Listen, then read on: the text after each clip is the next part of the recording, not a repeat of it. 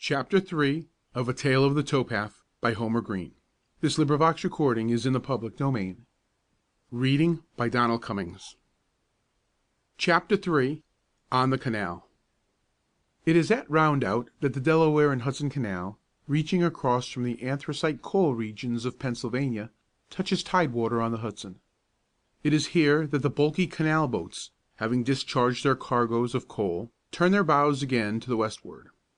From the low-lying lands at the river's edge, the mouth of the Rondout Creek curves back into the hills, forming for miles a safe, broad harbor. On the northerly shore of the creek is the wharf. On the left side of this wharf long lines of canal boats are tied to the wharf posts, and fastened one to another. On the right, canal stores, blacksmiths' shops, and stables extend as far as the eye can reach. In the early morning, before the activities of the day have begun, this wharf is a deserted and forbidding place. And on one such early morning in September, with chill air and cloudy skies, and not even a rose tint in the dull east, there was no one to be seen throughout the whole length of the wharf, save one slowly moving boy. This boy was so dull and miserable in appearance as to be hardly noticeable against the general dullness around him. His clothing was ragged and dusty. His shoes were out at both heel and toe. The battered hat, pulled well down over his eyes, shaded a haggard and a hungry face. His mother herself would scarcely have recognized this scarecrow as Joe Gaston. What his hardships and sufferings had been since that June morning when he angrily left his home, his appearance told more eloquently than words can describe them.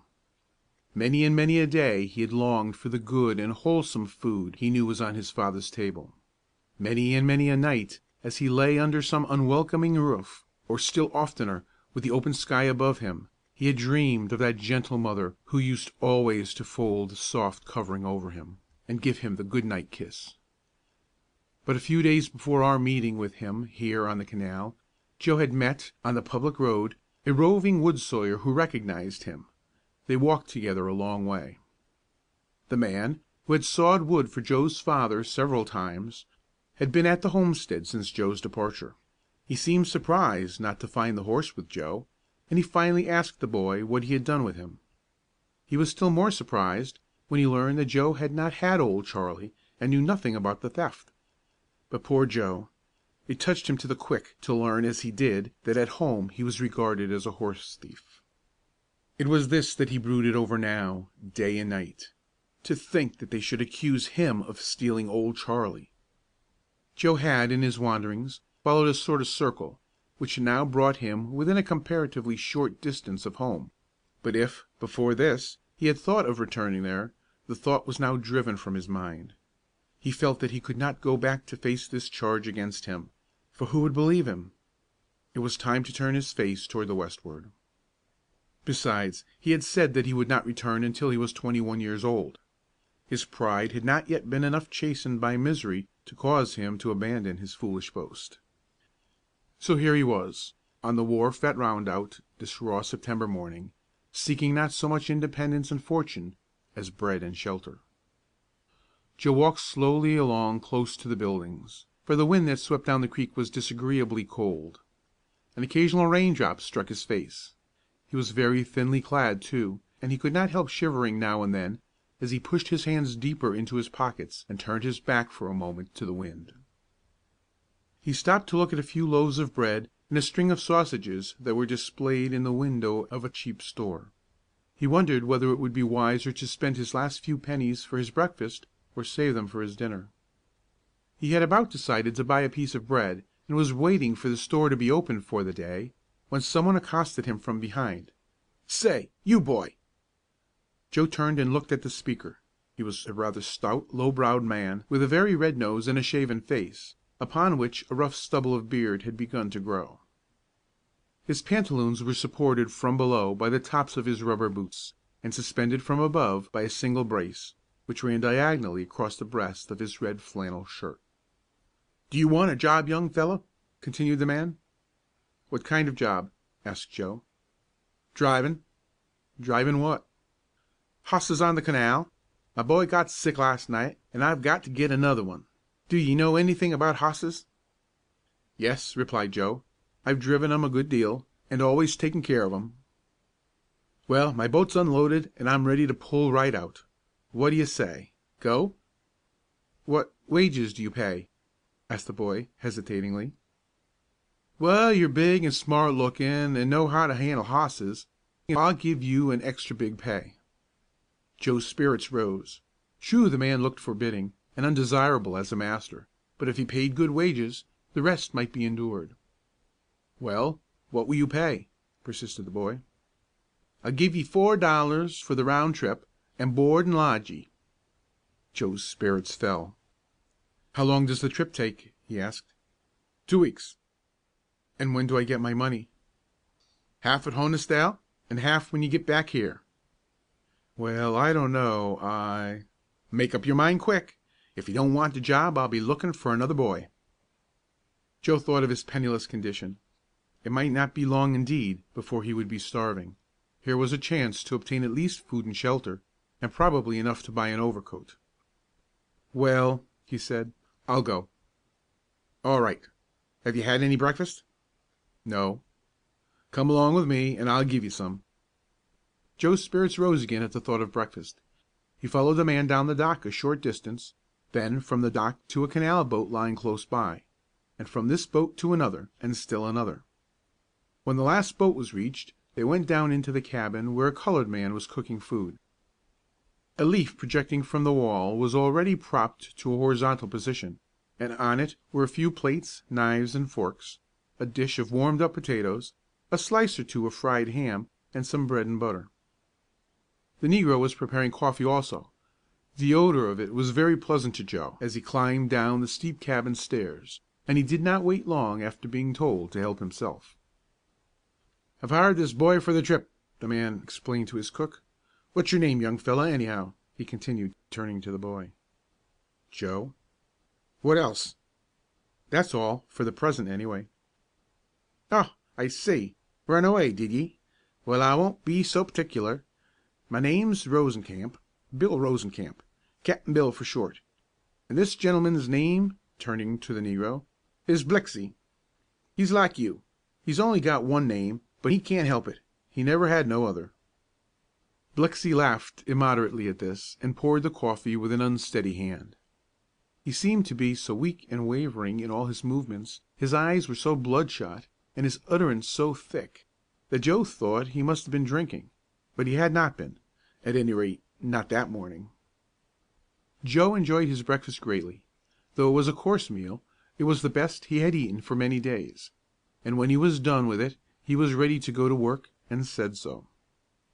Accordingly he was sent to scrub the deck, while Blixey washed the dishes, and the captain looked after the tow. A bustling little tugboat had already been made fast to a fleet of empty canal boats, Rosencamp's among the number, and was hauling them up the stream. Round Out was now awake. The island in the bay was a scene of great activity. The clang of heavy machinery and the rasping noise of coal sliding on iron surfaces filled the air.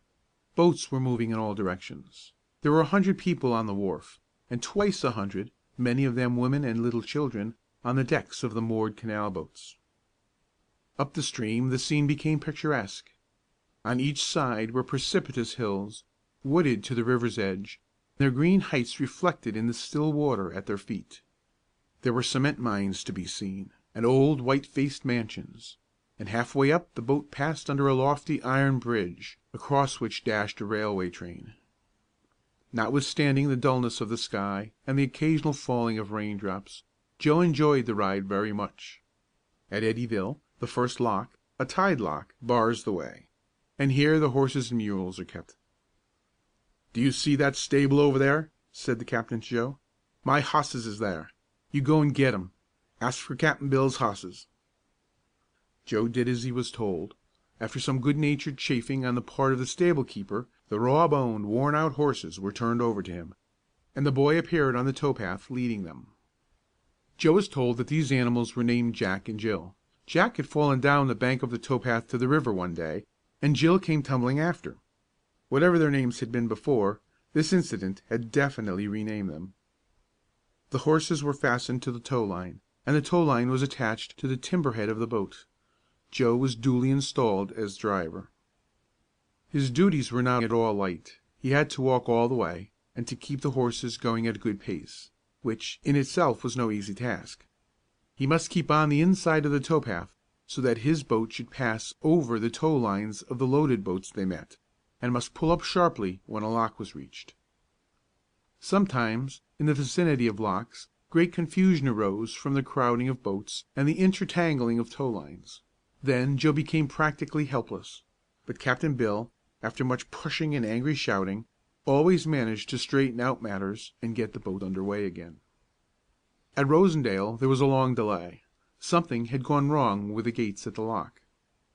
Joe was not sorry for this, for it was late in the forenoon, and he was very tired from his long tramp. Captain Bill had gone off up the wharf to the Canal store. Blixey was busy in the cabin, and the horses were drowsily munching oats from baskets tied under their noses. A drizzling rain was falling, and Joe took shelter under a shed a little back from the towpath while he waited. He had not been long there when a big, uncouth-looking boy came shambling and sat down on a box near by. "Hello," said the boy. "Hello," responded Joe. "Driving for Bill Rosey?" "Yes." "Better look out for him." "Why?" "He's bad." "Is that so?" "Yes, and ugly." "Is he?" "Yes, and works you to death. He used up 3 boys already. One went home yesterday all stove to pieces. I wouldn't work for him. I quit." Joe was naturally very much startled, but he soon found breath to ask, "Did you work for him once?" "Did I? Well, I should say so." "What did he do to you?" "Not much. He licked me, and kicked me, and robbed me. That's all." "Say, what's he going to pay you?" $4 for the round trip." "The thief!" "Why, isn't that enough?" "Enough? Why, $5 was my wages for the round trip, and another fellow I knew was to have 6, only we didn't neither of us get no money." "Oh, he's a bad man, he is. You better look out for him." The boy rose awkwardly as if to go. "Well," said Joe, anxiously, "I've hired out to him now, you know. What would you do about it if you was in my place?" The big boy sat down again more awkwardly, if possible, than he had risen. "I'll tell you just what I would do," he began earnestly. But he never told what it was, and Joe never had the benefit of his advice, for at that moment the bony figure of Captain Bill appeared at the corner of the shed. The jaw of the large boy dropped suddenly, and jumping up from the box he made his escape to the towpath. "You'd better get!" shouted the man angrily after him. "What'd he say to ye?" he demanded, turning to Joe. "He said," stammered Joe, "he said that he used to work for you." "Did he say I used to lick him, and kick him, and try to knock some sense into him?" "Why, yes, something like that." "Well, I did, and I'll do the same to you if ye don't tend closer to business. Come, get out there to them horses. See where they're a goin'. Just look at that tow line." The man's look and manner was so fierce that Joe dared not even reply. He hurried out to his disagreeable task with a sinking heart, and began to draw up the tow line, which had slipped under the boat, and which, after much scolding on Captain Bill's part, was straightened out. The boat was locked through at last, and not long after Blixey called up that dinner was ready. The captain ate first, while Blixey minded the tiller. Then Blixey ate, and afterward relieved Joe on the towpath. There was not much left when the boy reached the table, not nearly enough to satisfy his hunger. But Captain Bill stood at the rudder post looking fiercely down the hatchway at him, and when he had eaten what was on the table he dared not ask for more. "Wash them dishes," ordered the captain. Joe washed the dishes, put them away on the shelves, and then went up on deck. The light rain of the morning had settled into a steady downpour, and the boat was drenched. "Here," said Captain Bill, "you come here. Now take a holt of this tiller, and push it as I tell ye to." Joe grasped the tiller, and the man went back and began to pump water from the hold. "Pull it to ye!" shouted the captain, as the boy, wondering how it worked, allowed the tiller to swing slowly from him. "Pull it to ye, I say! Can't ye see where the boat's a goin'?" Joe pulled, but it was no easy matter to check the impetus of the rudder in the opposite direction, and the boat still swung stern away. "Pull!" shouted the man. Don't stand there like a stick o' wood. Pull!" The boy was pulling with all his might, but as yet without avail. Captain Bill dropped the pump rod and sprang to the tiller. Seizing it on the opposite side from where Joe stood, he thrust it violently outward, pushing Joe with it, backing him across the deck, backing him relentlessly till the edge of the boat was reached. The boy, to save himself from the water, was obliged to turn and leap towards shore. Fortunately the boat was near the bank, and Joe was able to scramble up the towpath more frightened than either hurt or wet. Captain Bill shook his fist at him angrily. "You go ahead to them hosses!" he shouted. "And you, Blixey," raising his voice still higher, "you come back here and pump out this boat." Blixey, who had seen Joe's mishap, laughed hoarsely. His trembling knock knees, as he walked toward the boat, seemed each moment likely to give way. Joe was very far from being in a laughing mood. Never in his life had he been treated like this. Still, violently angry as he was, he feared to disobey this ruffian. He was even afraid to remonstrate with him. He went forward meekly, took the gad that Blixey handed to him, and resumed the monotonous task of urging on the tired and miserable horses. He was already drenched to the skin, sore in mind and body, and sick at heart. Once, as he walked, he chanced to remember how he and his sister Jennie used to play on the haymow in the big barn on rainy afternoons. Somehow the memory brought tears to his eyes, but he brushed them away and trudged on. Many loaded boats were met coming down, and many locks were passed. It was always a relief to the monotony to come to a lock, and take the horses around it, and wait while the boat was being locked through. Often there were little villages at the locks, too, and small stores fronting on the towpath, and people looking out from behind the store windows. The rain came down as steadily as ever. The towpath grew muddier and more slippery with every passing moment, and the long hours wore on. By and by it grew dark, but the boats in the canal kept moving. Lights shone from the cabin windows, and red lamps gleamed from the bows of the boats. But the towpath, where Joe walked, was wrapped in the deepest gloom. Chapter 4